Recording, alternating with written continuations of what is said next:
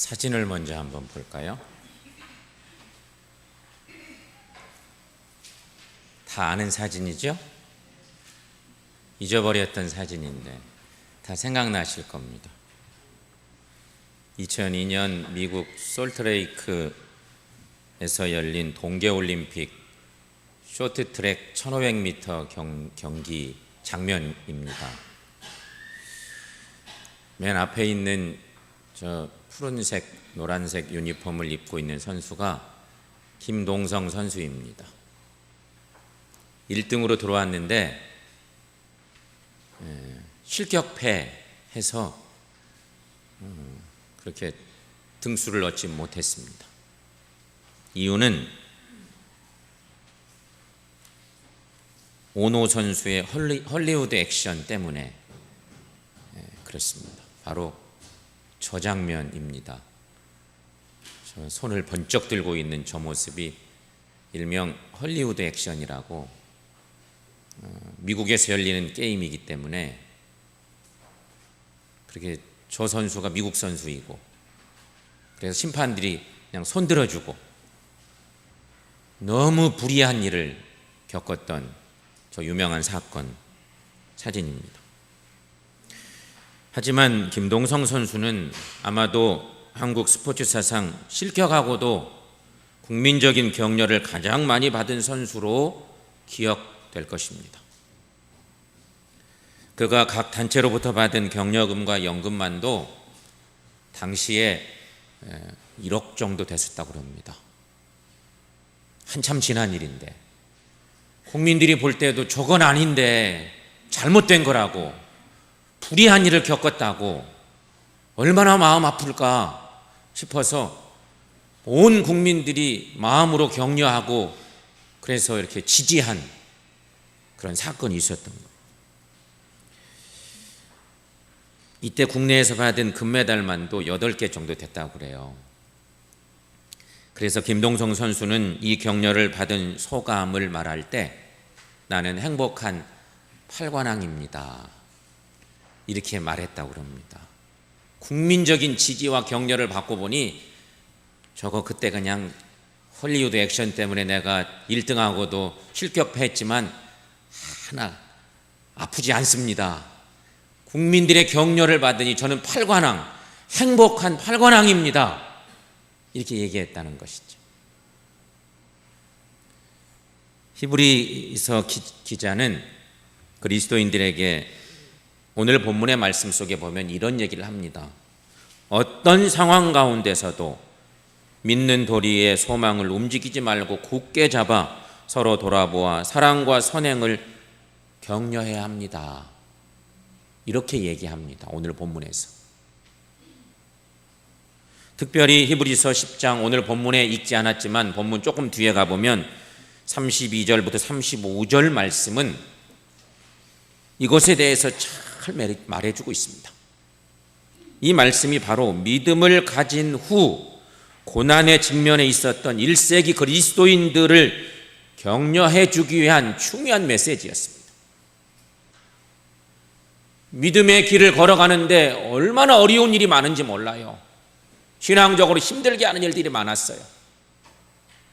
그 신앙의 길 걷는 1세기 그리스도인들에게 신앙생활 잘하도록 말씀으로 격려해 준 중요한 말씀, 그것이 오늘 본문의 말씀이고 그 중에 특별히 10장 32절, 35절 말씀은 더더욱 그렇다는 얘기입니다. 2000년이 지난 지금 고난의 종류는 많이 다르죠. 2000년 시간의 차이가 있으니까. 그래도 여러분 1세기보다 훨씬 더 복잡한 21세기를 사는 우리들입니다. 서기 1세기보다는 21세기를 살고 있는 우리들은요 다양한 어려운 일들을 겪고 산다는 것이죠. 이러한 그리스도인들에게도 더 구체적이고 더 필요한 격려가 정말 필요할 것입니다. 낙심할 이유만 가득한 이 세상에서 우리는 어떻게 서로를 격려하며 살아갈 수 있을까? 이런 얘기하면 여러분 나도 힘들어 죽겠는데 누구를 격려하라는 얘기입니까? 꼭 그러지는 않죠. 교회 공동체에 속해 있는 우리들이 서로 격려하며 살 수 있는 방법은 뭘까? 오늘 말씀의 화두는 격려입니다. 격려.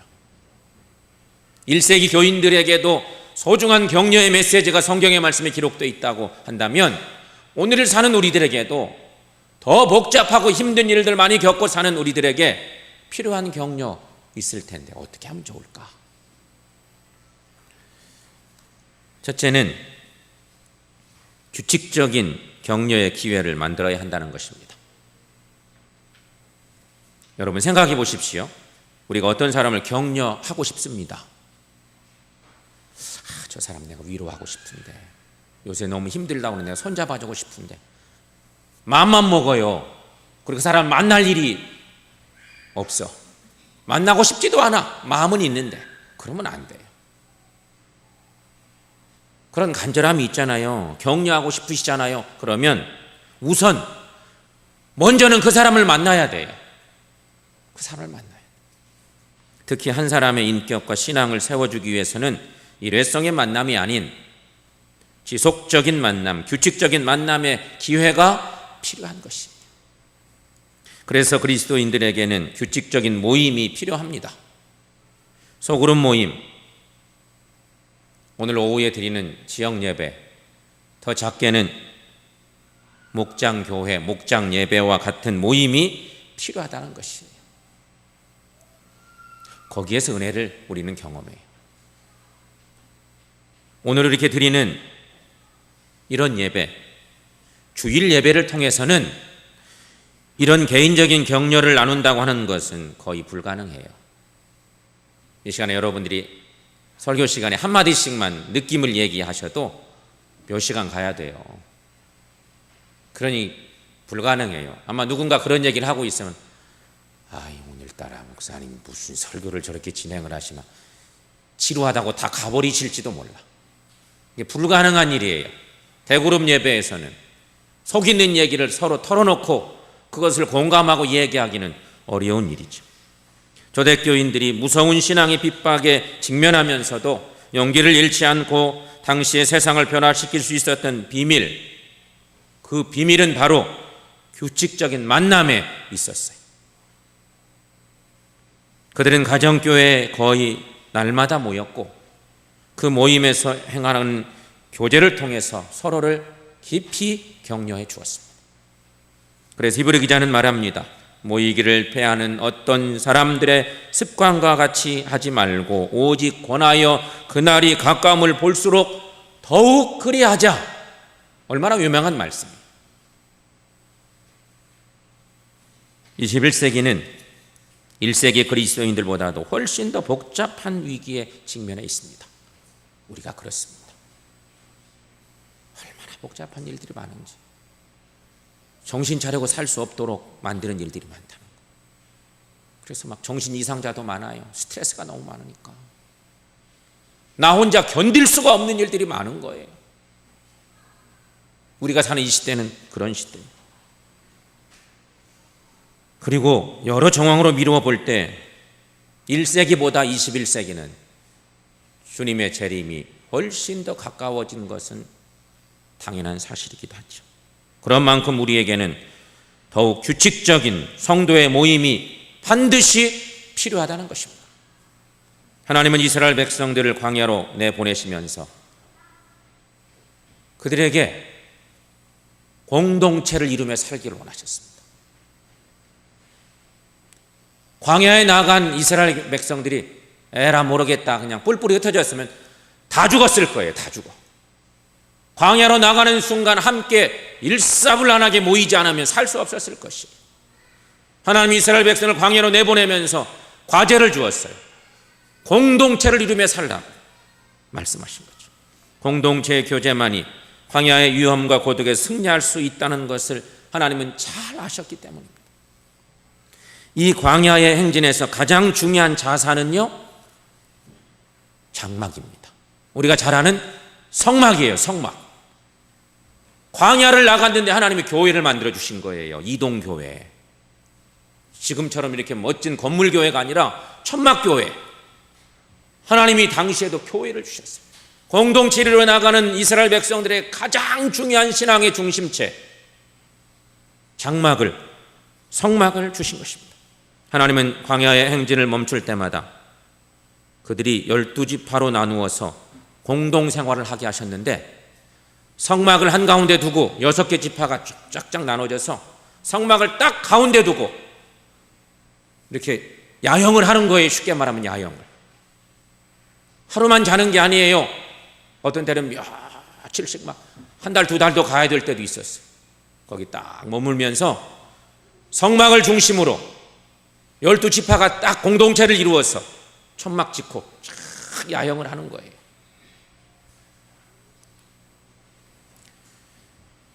밤마다 모닥불을 피워놓고 직면한 문제들을 토론하게 했습니다. 공동생활을 하니까 지파 식구들끼리 모여서 밤이면 모닥불을 피워놓고 하는 얘기를 나누는 거예요. 토론하는 거죠.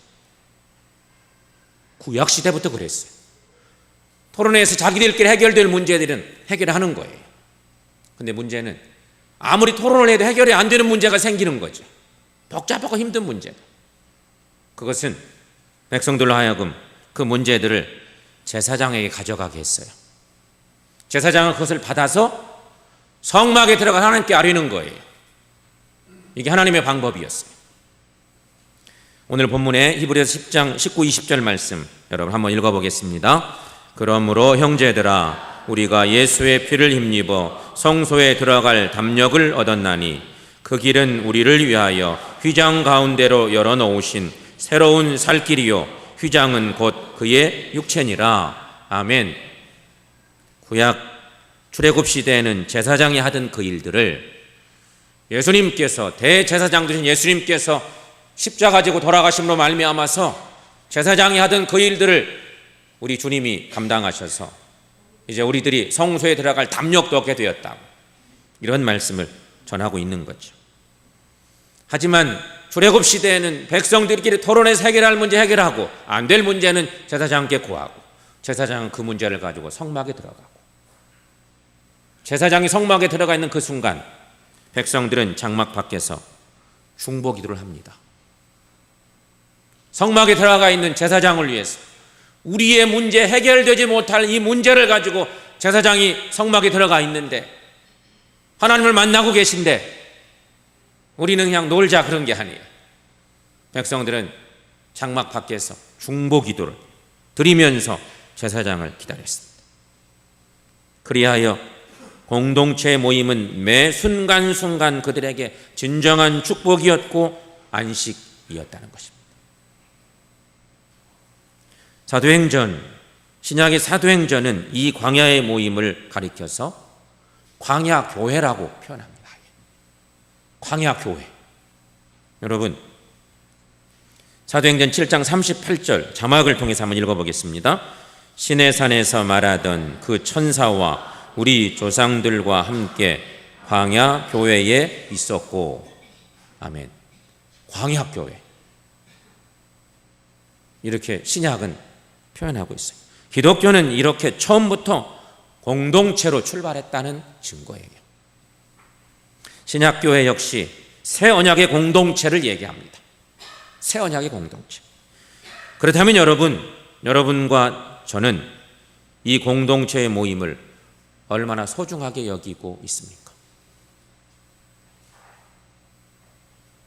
우리 마음속에 던져볼 질문입니다. 그러면 이 하나님이 우리에게 만들어주신 영적 공동체, 이 귀한 광야교회, 신약의 새 언약의 공동체, 이 공동체를 나는 어떻게 생각하고 살고 있나? 교회와 나는 어떤 관계일까? 여러분 공동체의 모임을 얼마나 소중히 여기며 살고 있습니까? 여러분은 공동체의 모임을 통해서 규칙적인 격려를 얼마나 받으며 살고 있습니까? 얼마나 격려하며 살고 있습니까?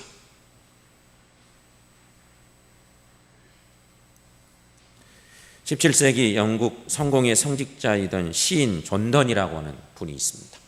성직자이면서 시인이었던 존던. 이 존던이 리버풀 항구에서 배를 타고 타는데 교회 식구들이 마중 나와서 손을 흔드는 것이었습니다. 그는 솔직히 이 모습을 조금 번거롭게 생각하고 있었습니다. 그냥 안 나오셔도 되는데 교우들이 전부 나와서 그냥 손을 흔들면서 잘 다녀오시라고 막 손을 흔드는 거예요. 근데 너무 번거로워요. 교우들에게 미안한 마음이 있었어요. 근데 그때였습니다. 한 노인이 교회 식구들에게 나오더니 지폐 몇 장을 이렇게 꺼내어서 내밀면서 부탁이 있습니다. 배가 떠날 때 저를 위해서 손을 좀 흔들어 주시면 좋겠습니다. 그러면서 지폐를 건네고 있더라는 거죠. 그날 존던은 공동체를 떠나서는 의미 있는 생존이 불가능한 인간의 모습을 깨달았다고 고백합니다. 그는 이런 시도 남겼습니다. 그래서 우리는 각각 떨어진 외로운 섬이 아니다. 우리는 모두 대륙의 한 부분이다. 그의 시의 한 구절입니다. 여러분, 우리는 예수님 안에 하나 되어 살고 있는 주님이 머리 되시고 교회 안에 많은 지체 되어 살고 있는 믿음의 공동체원들인 것을 믿으시는 우리 모두가 될 수 있기를 축원합니다. 두 번째, 우리가 기억할 것도 있는데 격려가 가진 생산성을 기억하는 일입니다. 우리의 모임에서는 어떤 내용의 격려들이 있어야 할까? 무슨 말로 격려해야 좋을까? 때로는 격려하기 위해서 모인 우리 모두가 오히려 서로에게 상처를 주는 일도 가끔 있습니다. 서로 잘해보겠다고 격려하겠다고 믿음으로 모였는데 모여서 서로 잘해보려고 하다가 서로 상처를 주는 일들도 생길 때가 가끔 있죠. 그러나 여러분, 이것은 우리 중에 어떤 분들이 목장교회를 회피하는 이해할 수 있는 이유, 이해할 수 없는 이유가 아니라 이해할 수 있는 이유 중에 하나이기도 한 것입니다. 그렇죠? 사랑의 공동체 만들어 보겠다고 서로 격려하고 서로 은혜를 나누겠다고 모였는데 모여서 예배드리다가 서로 상처를 주는 거야. 그런 일도 가끔 있어요. 그러나 여러분, 이런 경우를 한번 생각해 보십시오. 자동차 사고를 경험한 직후에는 누구나 자동차 운전을 거부 안 됩니다. 저도 그렇게 자동차 사고를 크게 내본 적이 없어서 그런 기억은 못 하겠는데, 자동차 사고를 크게 내게 되면 그 이후에 겁이 나서 운전을 잘 못하는 경향이 생긴다고 합니다. 그러나 이런 분일수록 다시 핸들을 얼른 잡아야 합니다. 그리고 심리적인 상처를 극복해야 합니다. 그렇지 않으면 그의 삶은 너무나 불편해질 것이고 운전함으로 오는 기타 많은 유익도 잃어버릴 것이기 때문입니다. 성도 여러분, 모임에서 상처받았다고 해서, 교회 귀한 신앙 모임에서 상처받았다고 해서 거부하는 지혜롭지 못한 성도가 되지 않아야 되겠습니다. 이건 미련한 일이에요. 내가 교회 모임, 신앙 모임에 나가서 내가 상처받았어. 그래서 나는 그 모임에 절대 안 가. 이거는 미련한 방법이에요. 운전사고, 교통사고 내가 일으켜서 겁나니까 다시는 나 교통사고 때문에 위험하니까 운전 안 한다고 생각하는 거 똑같은 것이 되는 거예요. 여러분, 우리의 모임을 생산적으로 이끌어가려면 생산적인 대화의 내용을 서로 간에 숙지할 필요가 있습니다. 과연 무슨 대화를 나눠야 될까? 늘 얘기하지만 우리는 그게 잘 안 돼. 바깥에서 모이면서 하는 얘기나 교회에 들어와서 신앙적인 모임을 가질 때 나누는 얘기나 구분함이 별로 없는 우리의 모습을 많이 보죠. 과연 여러분, 생산적인 대화를 위해서 무슨 대화를 해야 될까요? 정치적인 이야기 할 수도 있지만 이것이 모임의 주제가 되어서는 안 될 것입니다. 사업 이야기 이 역시 할 수 있습니다. 하지만 이 역시 신앙 모임의 주제가 되어서는 안 될 것입니다. 자녀 이야기 그것도 대화의 주제로는 적합하지 않습니다. 우리의 모임이 단순히 하나님과의 만남이 아닌 사람과의 만남이 아닌 하나님과의 만남이 전제된다고 한다면 여러분 모임의 주제로 적합한 것이 뭘까? 우리는 줄거리가 나옵니다. 사람들끼리 모이는 모임으로 끝나는 게 아니잖아요. 더 중요한 것은 하나님을 주인으로 모시고 모이는 모임이 신앙 모임이에요. 교회 모임은 그런 모임이에요. 예배는 말할 것도 없죠.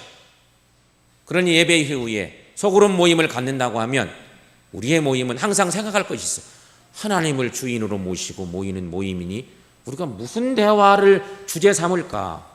혹 다른 얘기 하다가도 얼른 자르고 하나님이 기뻐하시는 대화를 나눠야 되는 것이 우리의 할 일이죠. 히브리서 10장은 이것을 말해줍니다.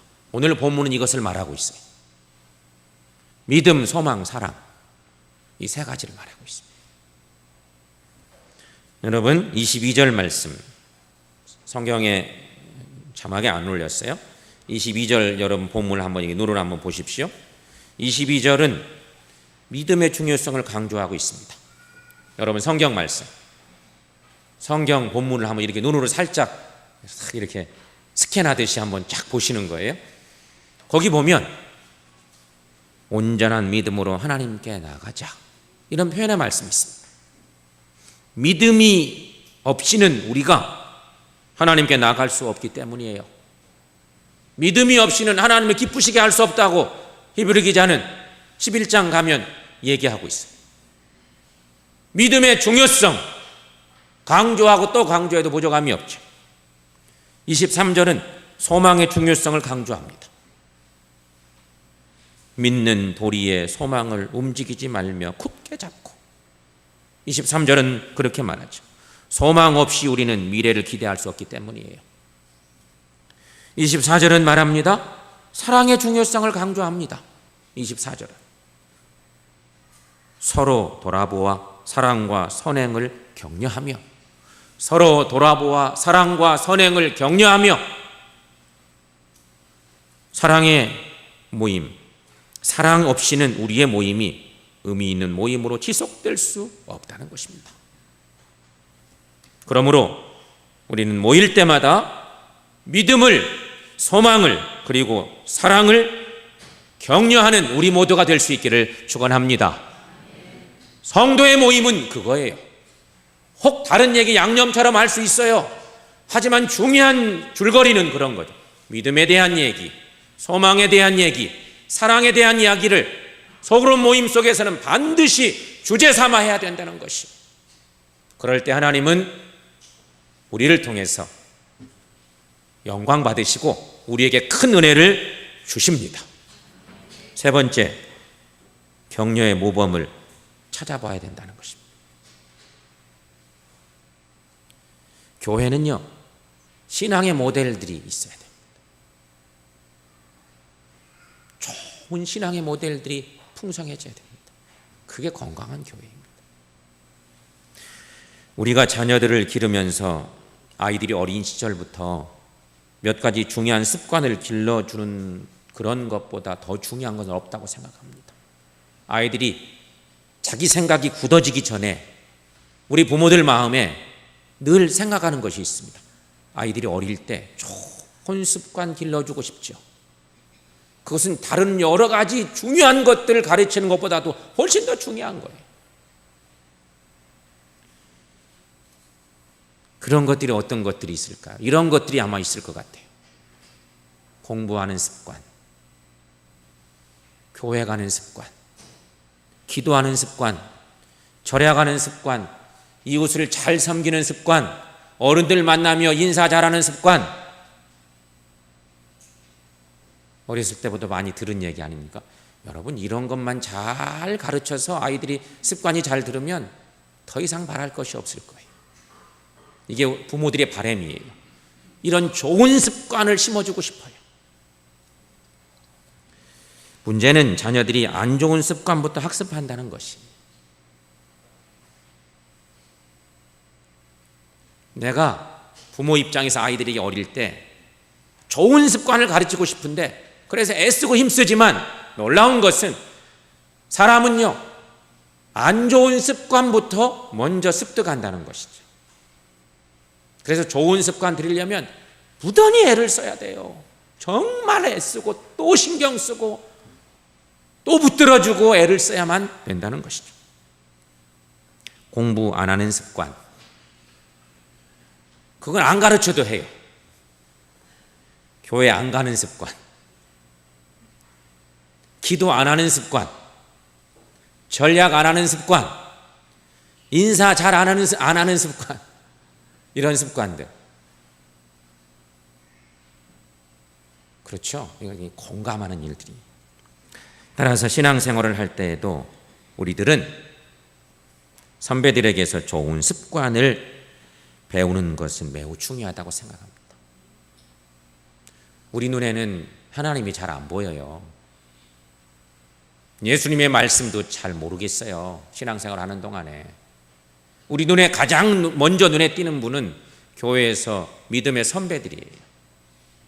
그래, 좋은 믿음의 선배들이 많이 계시면 교회는요 저절로 많은 것을 배울 수 있어요. 그래서 중요해요.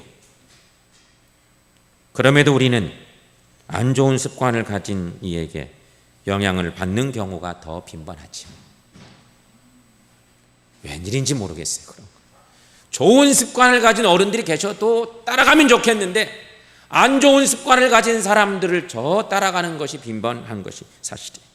그래서 누구와 함께 신앙생활을 하는가는 너무나도 중요해요.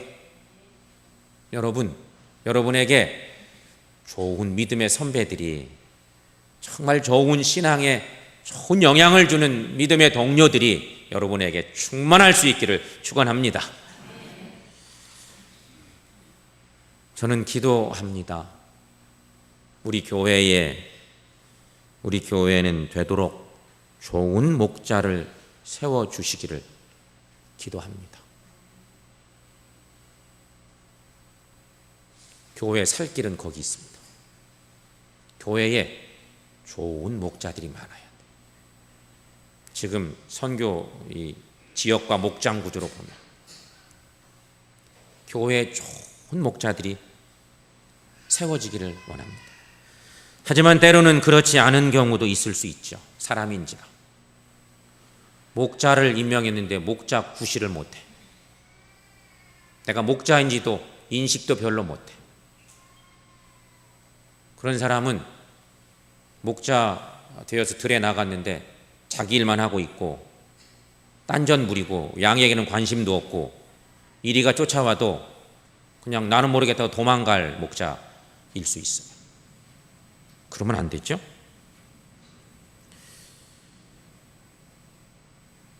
여러분, 우리 교회 안에 좋은 목자가 필요해요.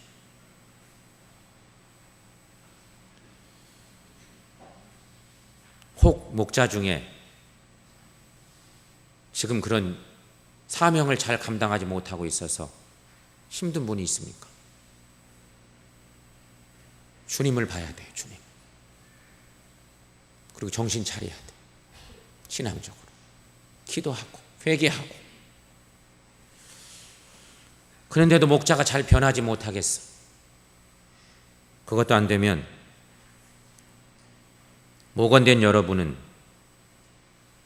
저에게 연락을 주셔야 돼. 목장의 식구들이 어느 목자 때문에 저는 도저히 신앙생활을 할 수 없습니다. 좋은 영향을 주는 목자에게 양육받고 싶습니다. 바꿔주세요.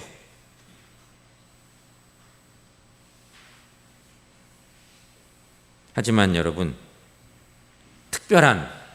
아주 특별한 경우에만 저에게 연락을 주셔야 돼. 그런 경우는.